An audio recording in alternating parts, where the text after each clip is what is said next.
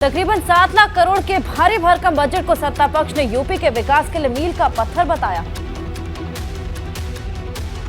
CM योगी ने budget को उत्तर प्रदेश के सर्वसमावेशी और समग्र विकास के साथ ही आत्मनिर्भर भारत की तर्ज पर आत्मनिर्भर उत्तर प्रदेश की नींव बताया है। साथ ही बताया है कि पिछले 6 साल में प्रदेश का बजट दोगुना हो चुका है, जो विकास को दर्शाता है। उत्तर प्रदेश अगले 5 वर्ष के अंदर $1 ट्रिलियन की इकोनॉमी बने, इसके लिए यह बजट नींव का पत्थर साबित होगा। वही डिप्टी सीएम केशव प्रसाद मौर्य ने बजट को सभी वर्गों के लिए हितकारी और समावेशी बताया है। सभी के लिए व्यवस्था की गई, सभी क्षेत्रों के लिए व्यवस्था की गई। योगी सरकार के बजट में इस बार महिला एवं बाल विकास विभाग पर खास फोकस किया गया है। सरकार ने बजट में प्रदेश की महिलाओं और बेटियों के लिए खजाना खोल दिया है। बेटी बचाओ बेटी पढ़ाओ, सुमंगला कन्या योजना है, या गर्भवती और धात्री महिलाओं की योजना है, या निराश्रित महिलाओं को पेंशन देने की बात है। सब में उन्होंने बजट का ज्यादा से ज्यादा प्रावधान किया है। वहीं सहकारिता मंत्री जेपीएस राठौर ने बजट को ऐतिहासिक और यूपी के विकास का मॉडल बताया है। कृषि विभाग से जुड़े होने के कारण सहकारिता के क्षेत्र में भी अच्छी उपलब्धियां आएंगी। जाहिर है सरकार ने सभी वर्गों को ध्यान में रखने के लिए साथ साथ 2024 को भी ध्यान में रखा है।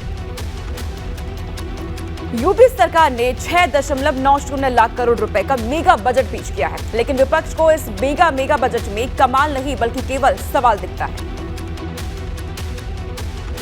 योगी सरकार के अब तक के सबसे बड़े बजट को अखिलेश यादव ने दिशाहीन करार दिया है और कहा है कि सरकार ने किसानों और जवानों को बजट में निराश किया है। 6 साल काम करने का मौका मिला हो, दिल्ली की सरकार उनकी हो, और जब 7वां बजट हम देखते हैं तो ये बजट दिशाहीन बजट दिखाई देता है। इधर बसपा प्रमुख मायावती ने भी ट्वीट कर योगी सरकार के बजट को अवास्तविक बजट बताया है और पूछा है कि ऐसे बजट से भारत का ग्रोथ इंजन बनने का दावा कैसे पूरा होगा। कांग्रेस ने भी सरकार के बजट को मुंगेरी लाल का हसीन सपना बताया है और इसे जनता के साथ छलावा का नाम दिया है। तो ना ही किसानों के लिए है, ना ही नौजवानों के लिए है और ना ही महिलाओं के लिए। सियासी वार पलटवार के बीच सुभाषपा अध्यक्ष ने सरकार के बजट को सराहा है और उल्टे विपक्ष को कटघरे में खड़ा किया है। सोच सबकी अपनी अलग अलग है। जब सत्ता में लोग रहते हैं, जैसे विपक्ष जब सत्ता में थे तो वो भी बजट पेश करते थे, तो वो अपने बजट को भारी भरकम बजट बताते थे। जाहिर है बजट पर विपक्ष का बवाल सियासत की पुरानी रवायत है।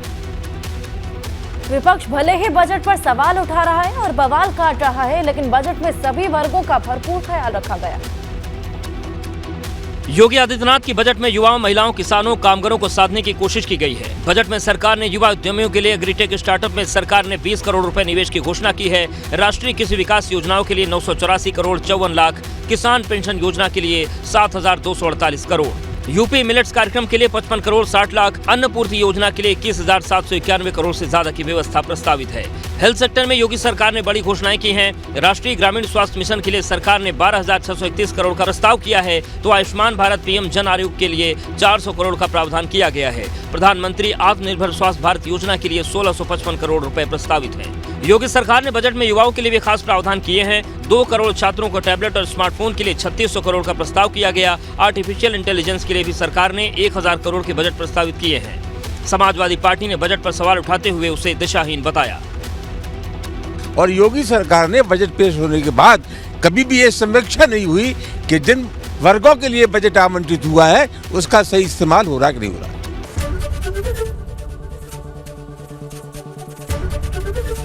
एबीपी गंगा, खबर आपकी, जुबान आपकी।